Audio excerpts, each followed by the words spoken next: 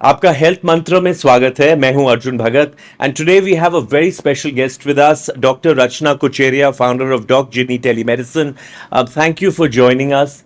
And you, of course, have your background in Maulana Azad Medical College. That's where you did your medicine, and then you went abroad. You're also a practicing doctor in the United States. Is that correct? That is correct. I practice mostly in Delhi, but a few months in the year, I also practice in the US. I hold licenses in both countries to practice. That's very unique by itself, isn't it? It is, and I think that's where the birth of telemedicine for me started, not just during COVID, but many years before that. Straddling two countries, दोनों countries में patients हैं, कैसे उनको मदद दी जाए, कैसे उनके साथ टच में रहा जाए कि उन्हें लगे नहीं कि डॉक्टर गायब हो गए. तो टेलीमेडिसिन से सहारा लिया और मैं इसे फोर्थ स्पेस ऑफ मेडिसिन मानती हूँ. चौथी स्पेस क्या, तो आप you go to the hospital जाते हैं, क्लिनिक में जाते हैं, दूसरी स्पेस. तीसरी, कुछ डॉक्टर्स घर पे भी देखते हैं, जिनमें मैं एक हूँ. और चौथी स्पेस होगी टेलीमेडिसिन. तो ये थोड़ा बैकग्राउंड है डॉक्टरी टेलीमेडिसिन का. तो इसके ज़रिए हम मरीज़ों को दुनिया भर में, कोई भी शहर में, छोटे से गांव में देख पाते हैं. और ये शुरुआत पहले से ही हो, पहले से, कोविड के पहले से हम ये करते आए हैं. मगर डॉगजिनी का जन्म जब कोविड में सरकार ने, गवर्नमेंट ऑफ इंडिया ने गाइडलाइंस क्लियर कर दी हमारे देश के लिए, तब हमने डॉगजिनी लॉन्च किया ताकि देश में उस समय सहायता भी कर सके और बहुत हज़ारों पे हज़ारों लोगों की को हम लोग रीच कर पाए, सलाह दे पाए, मदद कर पाए इसके ज़रिए. So, Dr. Kucheria, you also specialize on senior citizens, and of course, you see so many patients, and we are going through a very stressful period. It's heat wave conditions never seen before. It's not just खाली दिल्ली में गर्मी नहीं है, पूरे विश्व में तापमान बहुत बढ़ गया है. Today I was reading the papers. I don't know, 30 or 40 deaths have been reported in Delhi alone due to heat strokes. What is this phenomena of heat strokes, and why are so many people falling prey to it? Very good questions. And as I read the headlines, although one was, with a heavy heart anticipating these things, it just brought the reality much closer when you read those headlines. And here I am talking to you about this because we need to get some urgent messages out. So like you rightly said, पूरे विश्व में, and we can do English, in the whole world the climate is changing. जैसे एक दोस्त ने कहा जो environmentalist हैं कि विश्व का नया climate. तो नॉर्थ इंडिया की बात करते हैं थोड़ी देर. दिल्ली, नॉर्थ इंडिया पूरे we are in a grip of a heat wave. Heat wave क्या है इसकी भी 2 मिनट बात करेंगे. बट सबसे पहले हीट स्ट्रोक, जो आपने हेडलाइंस आज पढ़ी, इतने लोग मर गए. हीट स्ट्रोक अगर किसी को हो जाता है तो मरने की आशंका, the probability of dying is about 40 to 50%, which in our language and even in any language is a very high probability. तो हीट स्ट्रोक का इलाज तो एक अस्पताल में होता ही है. The treatment is in a hospital, but the best treatment for heat stroke is to prevent it. तो हीट स्ट्रोक के पहले की एक स्टेज होती है. तो हमारे क्लिनिकल टर्म्स में, in clinical terms we have diagnosis और टर्मिनोलॉजी हर एक कंडीशन के लिए. तो थोड़ी सी उसके बात कर लेते हैं. तो ये प्रिवेंटिव स्टेप्स क्या है? बिकॉज हम लोग सब बाहर जाते हैं, घर में तो पूरे टाइम नहीं बैठ सकते ना हम लोग. बिल्कुल सही. तो जो मेडिकल लिटरेचर है ज़्यादातर हीट स्ट्रोक पे, और उससे पहले की एक स्टेज है हीट एग्जॉशन, वो exertional heat exhaustion heat strokes पे है.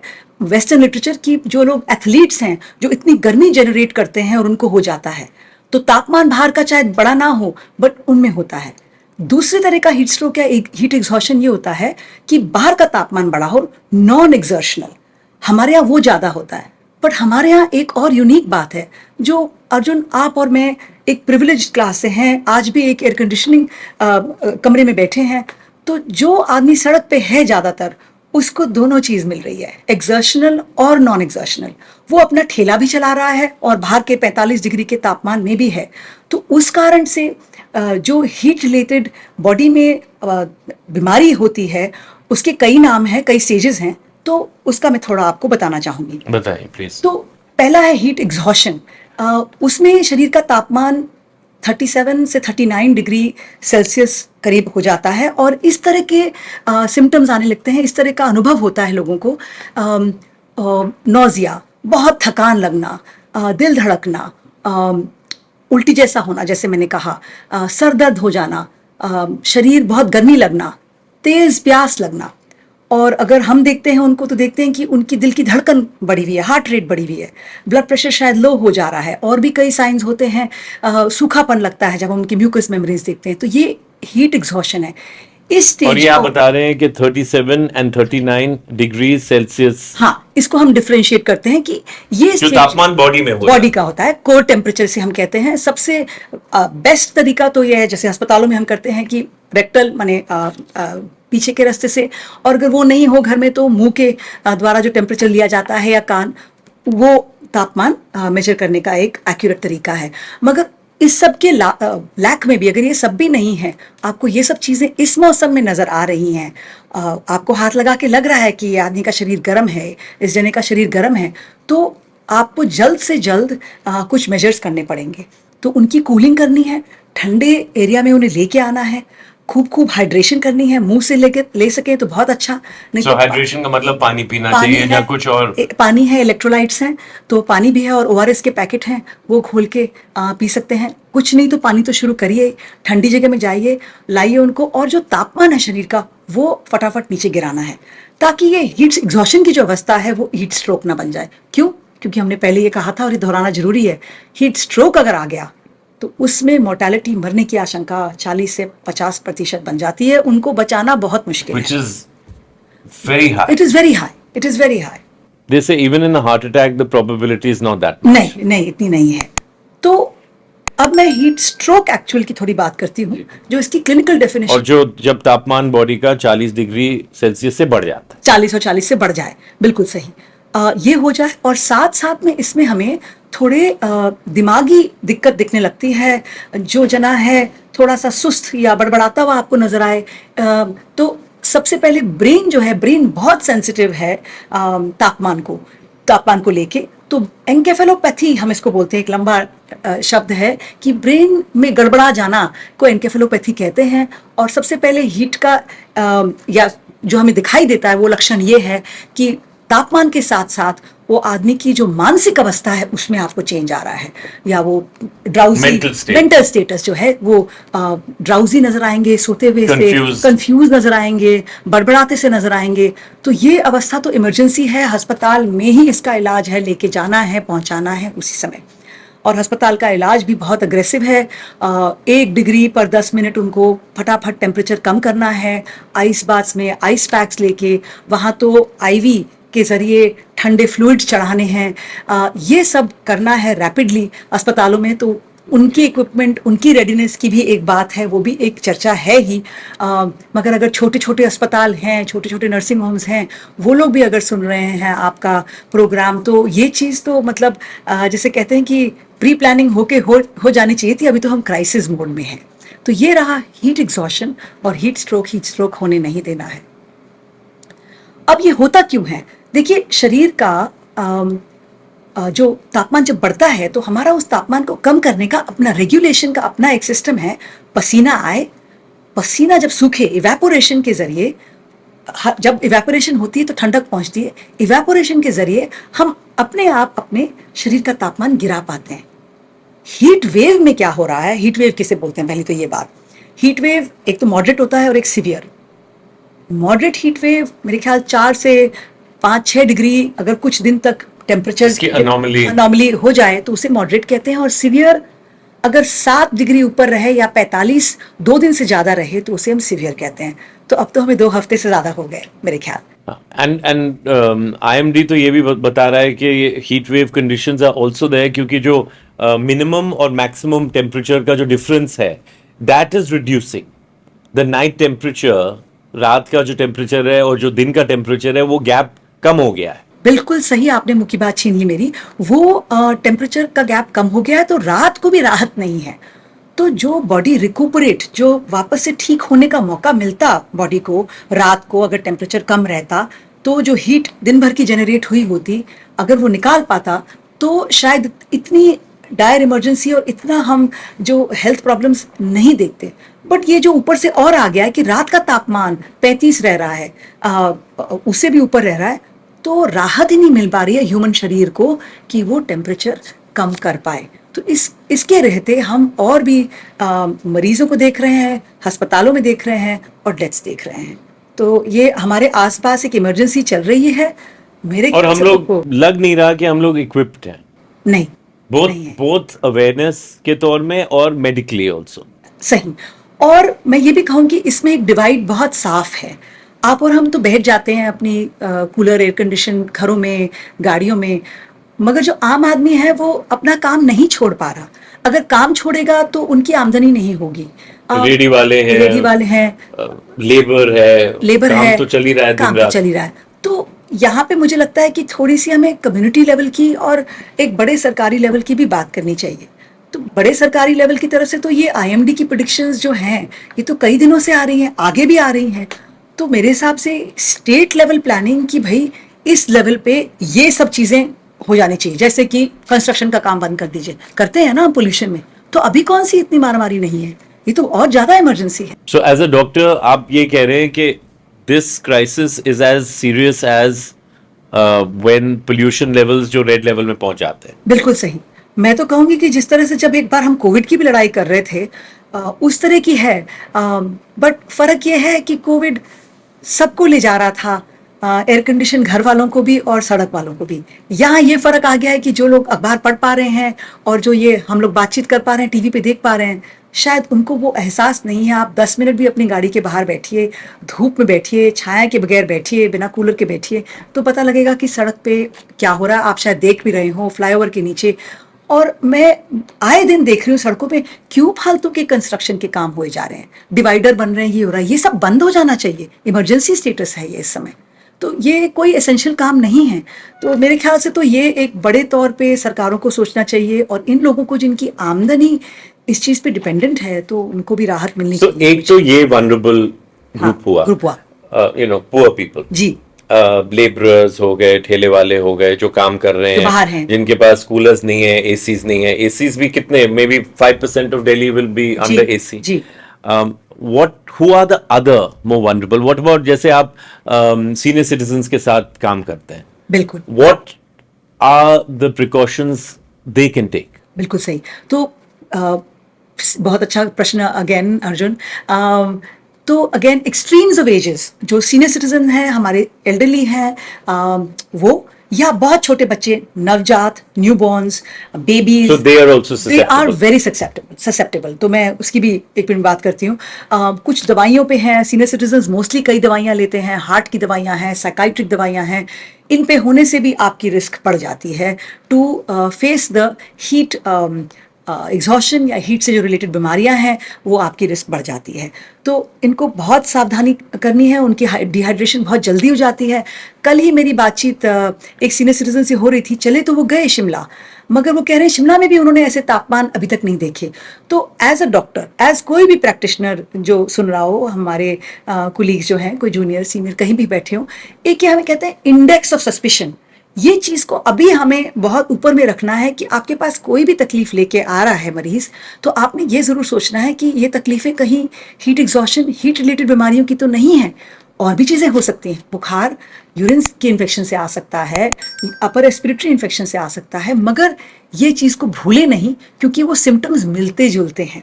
तो इस चीज़ को भी नज़रअंदाज नहीं करना। एज अ डॉक्टर मैं कह रही हूँ, और जो लोग सहायता कर रहे हैं लोगों की फील्ड में, इस चीज़ को ध्यान रखना है। Extremes of ages. नवजात की भी एक बात करूंगी। कई ऐसी प्रथाएं, देखिए बहुत कम लोग हैं जो बड़े बड़े घरों में रह पाते हैं, ज़्यादातर झुग्गी झोपड़ी। कई ऐसी प्रथाएं हैं जो प्रेग्नेंट औरत या जिन्होंने अभी डिलीवरी की है, उनको एक आखिर के कमरे में बंद करके या बहुत अंधेरे से कमरे में रख दिया जाता है, जहाँ वेंटिलेशन भी कम होती है, हवा कम आती है। और कुछ ऐसे प्रणालियां भी हैं, कल्चर्स भी है, जहाँ पानी भी कम दिया जाता है। तो वो नवजात शिशु तो बहुत ही ससेप्टेबल है मृत्यु के, डिहाइड्रेशन और मृत्यु के, और वो औरत भी, क्योंकि पोस्टमार्टम है वो। तो ऐसी ऐसी चीजों पे भी ध्यान तो जो यंग पेरेंट्स हैं उनको भी बहुत सावधानी बरतनी पड़ेगी। और जो छोटे छोटे बच्चे हैं, अच्छा बच्चे भी खेलने चले जाते हैं, कितनी देर आप अंदर रखेंगे? तो थोड़े बच्चे, जो बड़े बच्चे हैं, वो खेलने चले गए, वापस आए, शरीर गर्म लग रहा है, बिल्कुल मुरझाए वैसे लग रहे हैं, तो आपने ध्यान रखना है, हाइड्रेशन रखनी है, उनका अलर्ट रहना है, कूलिंग करनी है। और शायद इस मौसम लापरवाही बिल्कुल नहीं करनी, because time is critical. Time is critical. और इस चीज में सबसे बेस्ट ट्रीटमेंट इज प्रिवेंशन। है ना, जितना हो सके इस मौसम में प्रिवेंशन, आप अगर छाया में ठंडक में रह सकें तो वही करिए। और ये तो इंडिविजुअल लेवल पे हुआ, आपने अपना सोच लिया। कम्युनिटी लेवल पे जहाँ आप हैं, आपकी छोटी कम्युनिटी है, आपकी लोकेलिटी है, वहाँ जो लोग को ये सौभाग्य नहीं है कि वो ठंडक में बैठे हैं, तो कुछ शायद मिलजुल के जुट के इकट्ठे कर लीजिए। अपनी जो स्कूलें हैं पास की या कम्युनिटी सेंटर हैं, कूलिंग सेंटर खोल सकते हैं, ओआरएस के पैकेट डिस्ट्रीब्यूट कर सकते हैं, कुछ बातचीत हो सकती है, 4-5 लोग मिलके कूलर कर सकते हैं। एक छोटी चीज़ आपको फिर कहूँगी, इतने गार्ड्स को मैं देखती हूँ, इतनी उनकी काली और मोटी यूनिफॉर्म ये पैंट वाली क्यों है? ये तो हमारे देश के कपड़े ही नहीं है। आप सारे नेता को भी देख लीजिए, हमारे प्राइम मिनिस्टर को भी देख लीजिए, सब कुर्ता पजामा पहनते हैं। क्यों ना हम मिल के ये सिक्योरिटी So एजेंसीज you're को, saying even clothing is a clothing is so essential कि अगर हवादार सूती कपड़ा पहना जाए तो उससे थोड़ा इवेपोरेशन, जो शरीर से हीट निकलने की जो प्रणाली है, जो चांसेस हैं वो बढ़ जाती हैं। मगर सिंथेटिक और मोटे काले कपड़े पहना जाए तो वो हीट पकड़ता है। इस समय यही मैं कह रही हूँ कि जो आदमी सड़क पे है उसको हम जितनी तरीके से मदद दे सकें, अलग अलग तरीके से, वो आई थिंक हेल्पफुल रहेगा। तो ये तो बहुत छोटी चीज़ है कि कुछ दिनों तक यूनिफॉर्म हटा दी जाए। इसमें सोचने वाली बात है, अलग सोचने वाली बात है, एकजुट होने वाली बात है, और जो लोग इन चीज़ों में कुछ कर सकते हैं उनको आई थिंक आवाज़ उठाने वाली बात है। सो अब जैसे डे टू डे वेरिएशन होता है टेम्परेचर में, अब थोड़ी हवा चल गई, थोड़ी बारिश हो गई, do you think we still need to be cautious? क्योंकि अब जैसे शायद गर्मी कम हो जाएगी बट ह्यूमिडिटी बढ़ जाएगी। हाँ बिल्कुल। तो ह्यूमिडिटी बढ़ जाएगी, उसमें एक जो फेल्ट टेम्परेचर है वो एक्चुअली, मैं आपको एक इंटरेस्टिंग चीज़ बताती हूँ। अगर ह्यूमिडिटी हमारे यहाँ तो 100% नहीं होती मोस्टली दिल्ली में कभी भी, बट अगर 100% ह्यूमिडिटी हो बट जाती है, कोस्टल एरियाज है, उसमें हो उड़ीसा जाती है, गुजरात है। उसमें जो तापमान, जैसे हमने बात की थी ना अभी की 40 डिग्री, उसमें तो अगर 35 के ऊपर भी तापमान रहता है बाहर का वातावरण का और 100% ह्यूमिडिटी है, वो वही काम करता है जो 45 डिग्री कर रहा है। क्योंकि वो ह्यूमिडिटी में आप, जैसे मैंने कहा था, आप पसीना नहीं बहा सकते, तो वो बॉडी की जो अपनी कूलिंग कैपेसिटी है वो कम हो जाती है। तो जब ह्यूमिडिटी बढ़ जाती है तो हमें कम टेम्परेचर, कम तापमान पे भी और अलर्ट रहना है। तो मेरे हिसाब से तो आईएमडी का प्रिडिक्शन है कि 1-2 दिन अभी आएगी हल्की बौछार, फिर वापस ये हीट वेव चालू होने वाला है। और जैसा आपने कहा, ह्यूमिडिटी शुरू हो जाती है तभी भी सावचेत रहना है, क्योंकि टेम्परेचर तो मुझे नहीं लग रहा कहीं कम हो रहा है। तो ये वाली बातें तो मुझे लगता है कि एटलीस्ट जुलाई तक तो हमें मान के चलनी है, और सबका अच्छा वक्त कट जाए, सब ये खराब वक्त पार कर पाए हेल्दीली। आई थिंक हमारी कोशिश यही रहनी चाहिए। There seems to be, मतलब हर साल there seems to be some surprise that we are getting. We had COVID, so many people lost their lives. और जो हमारी मेमोरी है इतनी शॉर्ट टर्म है कि हम लोग भूल गए, कोविड के दिन भूल गए। अब ये वाली आई है। In terms of medical preparedness, as a doctor, how do you see us moving forward? See, जहाँ से मैं बैठती हूँ मैं सोचती हूँ कि हम लोग रिएक्टिव हैं ज़्यादा। कुछ चीज़ आती है, बहुत हल्ला अखबारों में और वो होने लगता फिर है, हम लोग भूल जाते हैं। और फिर जब मृत्युएं होने लगती हैं तो फिर कुछ कुछ काम किए जाते हैं जल्दी जल्दी, थोड़े बहुत पैचवर्क टाइप के, और फिर हम भूल जाते हैं। तो पोल्यूशन का भी होता है, सालाना आता है पोल्यूशन, सालाना अस्थमा के केसेस बढ़ते हैं, सब होता है। उसके पहले कोई प्रिपेयर्डनेस उस तरह की होती नहीं है। तो एक जो प्रोएक्टिव काम है कि देखिए मिटिगेशन, पहले सबको पता है ये जून का महीना आ रहा है, आईएमडी को तो हमसे पहले ही डेटा आ जाता होगा जो पब्लिक को डिस्ट्रीब्यूट करती है। तो क्यों ना वो हेल्थ अथॉरिटीज़ के साथ बैठ के ये प्लानिंग हो जाए कि इस स्तर पे, इस स्तर के टेम्परेचर्स पे ये चीज़ें लागू कर दी जाएंगी, इस स्तर पे ये हो जाने लगेगा कि हमने बैन कर दिया है, ये हो गया, ये हो गया। जैसे पोल्यूशन में सो भी किया था। बेसिकली आप ये बोल रहे हैं कि we have to be prepared on a societal kind of a level. Societal level and of course health level. Health तो level. बड़ी बड़ी अस्पताल तो हैं ही सरकार के, तो वो भी प्रिपेयर्डनेस बहुत जरूरी है। और उसमें टेकिंग स्टॉक डेली, कितने मरीज आ रहे हैं, क्या प्रॉब्लम से आ रहे हैं, कितनी मृत्यु हो रही है, कितनी हमारी कैपेसिटी है, कितनों को हम ट्रीट कर पाएंगे, ये क्या ऑडिट्स हो रहे हैं, कितना हम लोग कोल्ड पैक्स रख पा रहे हैं, कहाँ हैं कूलिंग एरियाज अस्पताल के, क्या कन्वर्जन हो गया। जैसे कोविड वार्ड तो बने थे ना उस समय जल्दी जल्दी में जब आया था। तो इस तरह की प्रिपेयर्डनेस जो है वो अब कुछ साइकिल्स हमें मालूम है, तो उनके लिए मेरे ख्याल होनी चाहिए। Doctor Kuchera, tell me about water, क्योंकि एक वाटर क्राइसिस भी हो रही है दिल्ली में। कई इलाके हैं दिल्ली में झुग्गी झोपड़ी हैं, पुअर एरियाज है, वहाँ पानी पानी नहीं है। is that also leading to heat strokes? जी बिल्कुल, People are absolutely. not able to bathe, नहा नहीं सकते. I mean, बेसिक जो हम लोग हर रोज करते पी हैं, नहीं सकते। पी नहीं सकते, हाँ, कहीं बचा मैंने रहे हैं. बचा रहे हैं। कहीं मैंने पढ़ा एक इंटरव्यू में कि एक आदमी ने कहा कि एक उनके पास प्लास्टिक की बोतल है, इससे थोड़ी बड़ी होगी, वो उनके खान पीने के लिए भी है और नहाने के लिए भी है वो एक बोतल। तो आप ही बताइए कि हाँ, तो और 3-3 सबसे 4-4 घंटे तो वेट कर रहे हैं लाइन में कि एक बाल्टी पानी और मिले, वो भी इस मौसम में, इस राइट? मौसम में. तो पीने को एडिक्वेट नहीं है, आप फिर उसको राशन कर रहे हैं।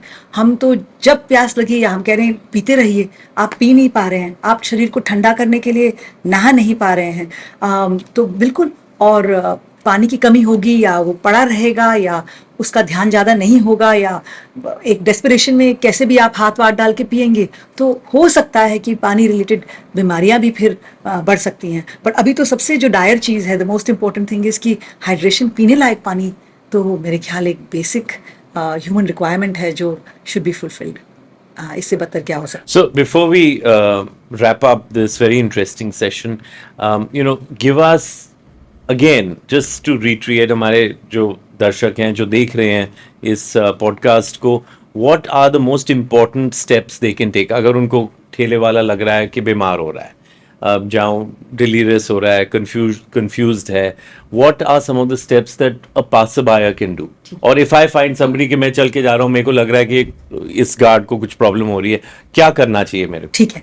तो अगर आपको लग रहा है कि कंफ्यूज सा लग रहा है, कुछ बड़बड़ा सा रहा है या हिलडुल सा रहा है, तो पहली बात तो इमिजिएटली वहाँ पे उनको बिठा के कोई ठंडे एरिया में ले जाके पानी वगैरह आप दें, कूलिंग करने की कोशिश करें। अगर काले मोटे कपड़े पहन रखे हैं वो हटाएं, और अगर ज़्यादा ख़राब तबीयत लग रही है तो पास के अस्पताल ले जाना बहुत ज़रूरी है। But in the mean time, इस रास्ते में, इस दौरान में, ड्यूरिंग दिस टाइम, ये मेजर्स आपने करने हैं।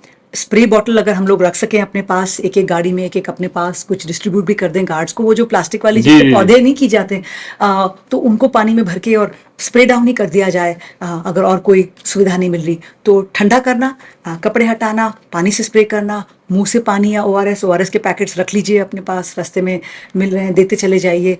पानी अगर दे सकते हैं तो दे दीजिए। तो ये हाइड्रेट करना मुंह से अगर पॉसिबल है, और कूल डाउन करना जिस भी तरीके से, पानी का पाइप मिल जाए, स्प्रे मिल जाए, कपड़े हटा के कूल डाउन कर सकें, ये ज़रूरी है। और अगर लग रहा है कि भाई ये तो बिल्कुल ही बात भी नहीं और बड़बड़ा से रहे हैं, तो अस्पताल ले जाना ज़रूरी है। उससे पहले कम की हालत है, आपको लग रहा है कि बहुत थका हुआ, मायूस, 2 मिनट रुक जाइए, पूछ लीजिए क्या तकलीफ लग रही है, तो उनको हीट स्ट्रोक से प्रिवेंट करिए। हीट एग्जॉशन है तो आप यहाँ बैठिए। मैंने भी ये किया कि कहीं एक स्कूल कोई कूलर स्पेयर पड़ा था, नीचे के गार्ड लोग कुछ एक कंबाइंड बिल्डिंग में बैठते हैं, तो आप ये लगा लीजिए दिन भर। तो ऐसी छोटी छोटी चीज़ें अगर हम अपने आसपास भी देखें तो हम सब कर सकते हैं।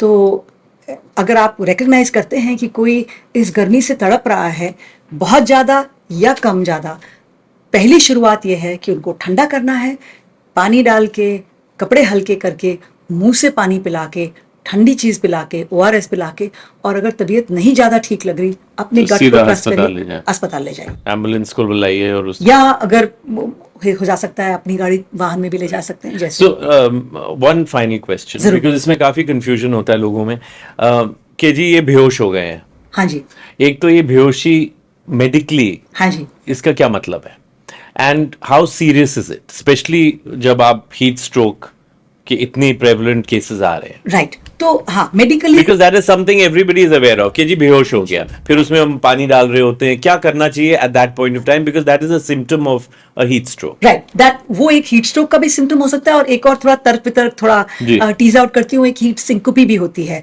सिंकोपी माने फेंट करना, बेहोश हो जाना जैसे आप कहते हैं। तो कुछ ऐसी जॉब्स हैं, पुलिसमैन हैं, आर्मी वाले हैं, खड़े रहते हैं, कई देर खड़े रहते हैं, ठीक है।